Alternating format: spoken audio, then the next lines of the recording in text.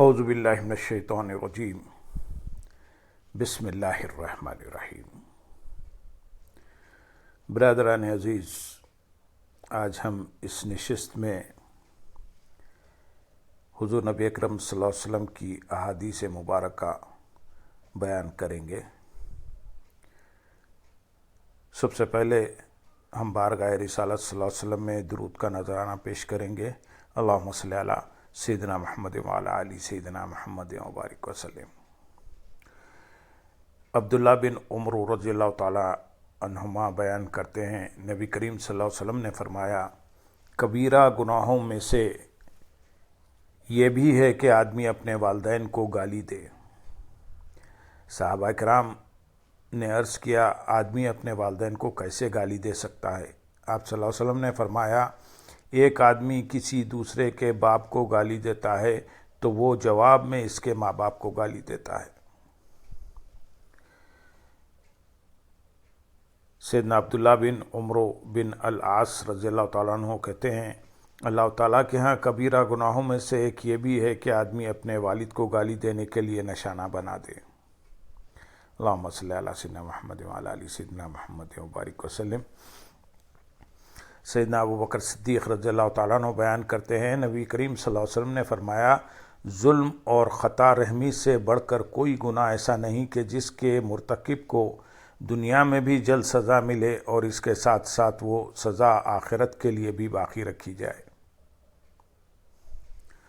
سیدنا عمران بن حسین رضی اللہ تعالیٰ عنہ بیان کرتے ہیں، رسول اللہ صلی اللہ علیہ وسلم نے فرمایا، تم زنا، شراب نوشی اور چوری کے بارے میں کیا کہتے ہو؟ ہم نے عرض کیا، اللہ اور اس کا رسول ہی بہتر جانتے ہیں۔ آپ صلی اللہ علیہ وسلم نے فرمایا، یہ سب بے حیائی کے کام ہیں اور ان میں سزا بھی ہے۔ کیا میں تمہیں بڑے کبیرہ گناہوں کے بارے میں نہ بتلاؤں؟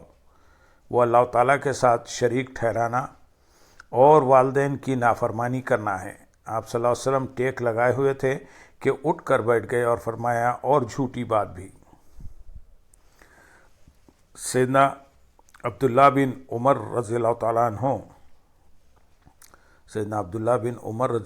عنہما کہتے ہیں، والدین کو رلانا نافرمانی اور کبیرہ گناہوں میں سے ہے۔ سیدنا ابو ہریرہ رضی اللہ تعالیٰ عنہ بیان کرتے ہیں، نبی کریم صلی اللہ علیہ وسلم نے فرمایا، 3 قسم کی دعائیں قبول ہوتی ہیں، ان کی قبولیت میں کوئی شک نہیں: مظلوم کی بد دعا، مسافر کی دعا اور والدین کی اپنی اولاد کے لیے بد دعا۔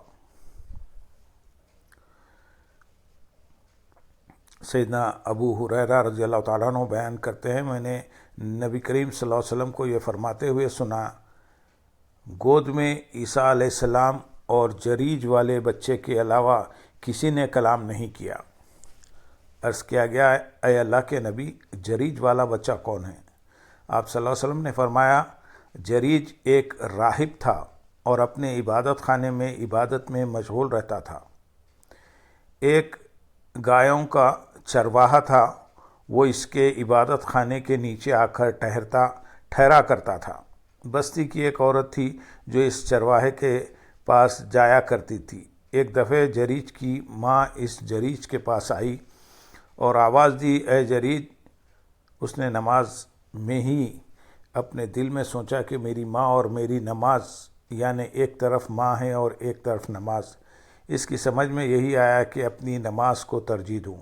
پھر اس کی ماں نے دوبارہ چیخ کر آواز دی۔ اس نے پھر اپنے دل میں سوچا، میری ماں اور میری نماز، یعنی میں ان دونوں میں سے کس کو ترجیح دوں؟ پس اس کی سمجھ میں یہی آیا کہ اپنی نماز کو ترجیح دوں۔ پھر اس کی ماں نے تیسری بار چیخ کر آواز دی تو اس نے دل میں یہی کہا کہ میری ماں اور میری نماز۔ اس بار بھی اس کی سمجھ میں یہی آیا کہ نماز کو ترجیح دوں۔ چنانچہ اس نے کوئی جواب نہ دیا تو اس کی ماں نے کہا، اے جریج، اللہ تعالیٰ تجھے اس وقت تک فوت نہ کرے جب تک تو زانیہ عورت کا منہ نہ دیکھ لے۔ اور وہ واپس چلی گئی۔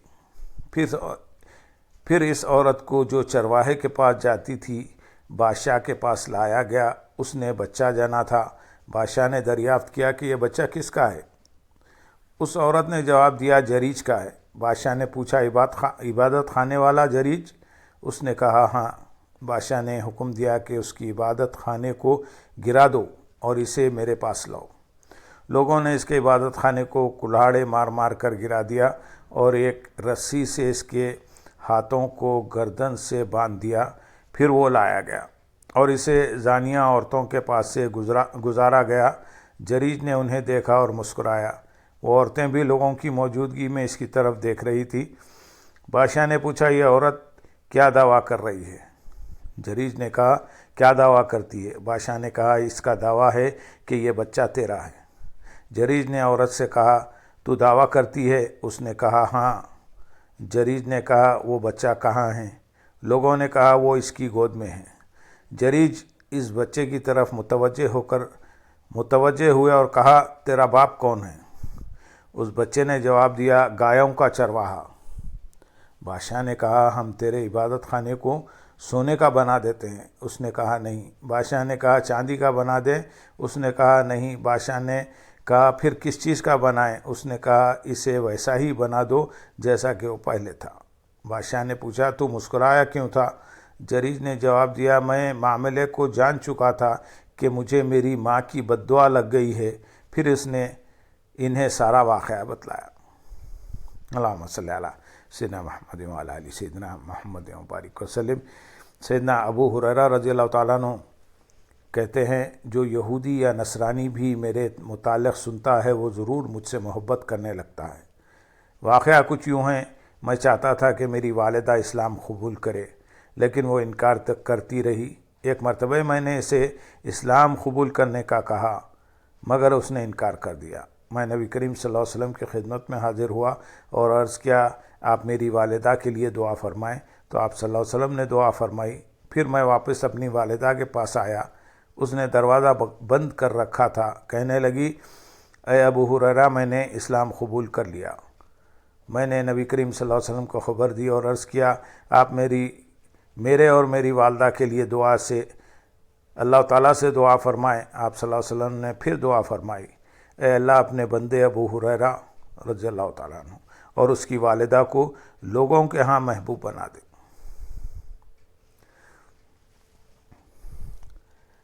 اللہم صلی علی سیدنا محمد وعلی آل سیدنا محمد وبارک وسلم۔ علی بن عبید رحمۃ اللہ علیہ کہتے ہیں، سیدنا ابو اسید رضی اللہ تعالیٰ عنہ لوگوں سے یہ حدیث بیان کر رہے تھے۔ ایک مرتبہ ہم نبی کریم صلی اللہ علیہ وسلم کے پاس تھے اور کسی نے عرض کیا، اے اللہ کے رسول صلی اللہ علیہ وسلم، کیا میرے والدین کی وفات کے بعد بھی مجھ پر کوئی ایسی چیز باقی ہے جس کے ذریعے میں ان کے ساتھ حسن سلوک کروں؟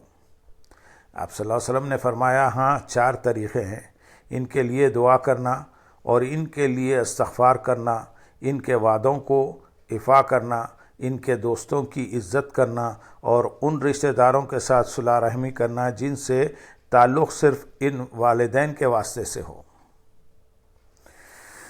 سیدنا ابو ہریرہ رضی اللہ تعالیٰ عنہ بیان کرتے ہیں، موت کے بعد مرنے والے کا درجہ بلند کیا جاتا ہے تو وہ پوچھتا ہے، اے میرے رب، یہ کیا چیز ہے جس کی وجہ سے میرا درجہ بلند ہوا؟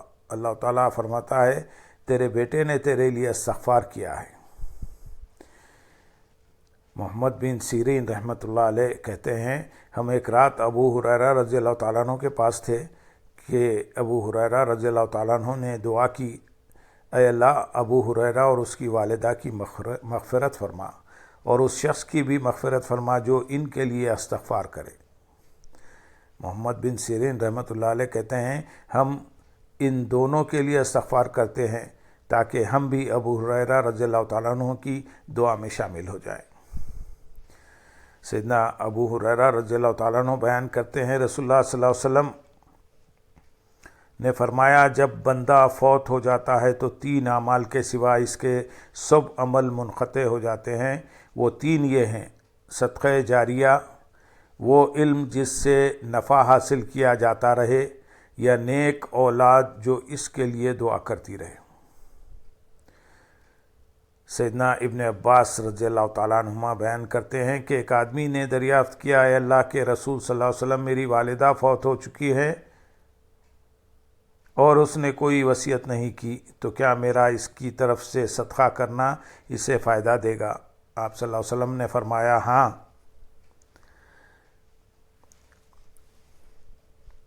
سیدنا ابن عمر رضی اللہ تعالیٰ عنہ بیان کرتے ہیں کہ ایک سفر میں ایک دیہاتی میرے پاس سے گزرا۔ اس دیہاتی کا والد عمر رضی اللہ تعالیٰ عنہ کا دوست تھا۔ اس دیہاتی نے کہا، کیا تم فلاں کے بیٹے نہیں ہو؟ ابن عمر رضی اللہ تعالیٰ عنہ نے جواب دیا، جی ہاں۔ پھر سیدنا ابن عمر رضی اللہ تعالیٰ عنہ نے اپنا وہ گدھا جو وہ ساتھ لائے تھے اسے دینے کا حکم دیا اور اپنے سر سے پگڑی اتار کر اسے عنایت فرما دی۔ اس پر بعض ساتھیوں نے عرض کیا کہ کیا اسے 2 درہم دے دینا ہی کافی نہ تھا؟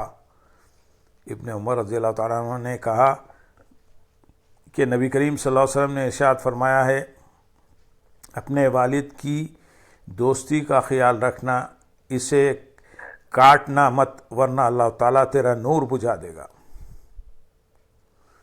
سیدنا ابن عمر رضی اللہ تعالیٰ عنہ بیان کرتے ہیں کہ نبی کریم صلی اللہ علیہ وسلم نے فرمایا، سب سے بڑھ کر حسن سلوک یہ ہے کہ آدمی اپنے والد کے دوستوں کے ساتھ اچھا سلوک کرے۔ اللہم صلی علی سیدنا محمد وعلی آل سیدنا محمد وبارک وسلم، وآخر دعوانا ان الحمد للہ رب العالمین۔